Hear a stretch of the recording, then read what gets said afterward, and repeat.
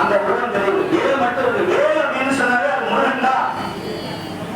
ஆனால் வெறும் முருகனை வச்சுட்டு அவன் கையை வேல் இல்லைன்னு சொன்னா அது வழிபாடு கிடையாது.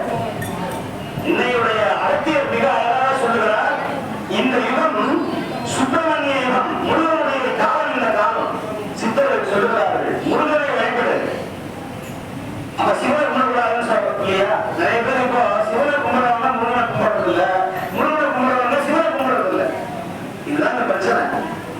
நான் மீண்டும் மீண்டும் சொல்லுவேன், 5 முகம் தோன்றி 6 முகம் தோன்றும், நெஞ்சவரில் அஞ்சலென வேல் தோன்றும், நெஞ்சில் ஒரு நாள் நினைக்கும் இருகாலம் தோன்றும் யுகா என்று ஓடுவார் முன். நீங்க எந்த சிவாலயத்தில் போனாலும் சரி, சுவாமி சன்னதிக்கு நேர் பின்னால யார் இருப்பான்னு சொன்னா முருகன் பெருமான் இருப்பார். முருகன் இல்லாத இடமே கிடையாது. முருகனை வழிபட்டால் முருகத்தையும் ஆகலாம் என்று கந்தர் கோஷம் மிக அழகாக சொல்லுகிறது.